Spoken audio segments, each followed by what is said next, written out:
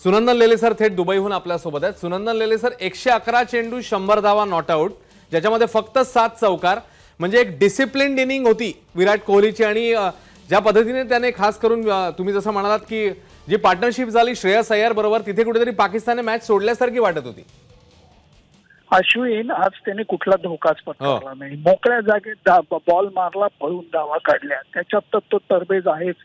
एवढ्या गर्मीमध्ये सुद्धा हा माणूस शेवटपर्यंत भयानक वेगाने पळत होता, त्यामुळे चौकार हे फक्त 9 होते, त्याच्यातला सर्वात मौल्यवान चौकार हा त्याच्या शतकाचा पूर्णतेचा होता। त्यामुळे आज त्याची जी खेळी होती ती संपूर्णपणे वर्चस्वाची होती, संपूर्णपणे जे सूत्र होती त्याने ती स्वतःच्या बॅटमध्ये स्वतःच्या हातात ठेवली होती। खरंय। आणि त्यासोबतच जसा मगाशी आपण उल्लेख केला की ज्या पद्धतीने गोलंदाजांनी एक पाया रचला, कारण एक मध्ये पार्टनरशिप झाली होती आणि त्याच्यानंतर ज्या पद्धतीने विकेट्स काढल्या ठराविक अंतराने, कुठेतरी तिकडेच मॅचची ग्रिप आपल्याकडे आली होती बॉलर्समुळे।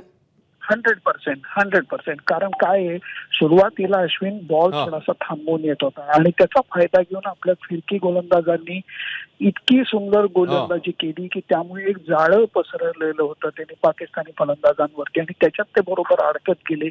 दर थोड्या वेळाने विकेट जात राहिल्या। रिझवान आणि आयुबची जर का पार्टनरशिप सोडली तर नंतर त्यांचा डाव खुशदिलची खेळी सोडलं तर अगदी गडगडलेला आहे। आणि त्याच्यानंतर आपल्या बॅट्समननी कुठलीही घाई घिसड न करता आरामात विजय हातात घेतलाय।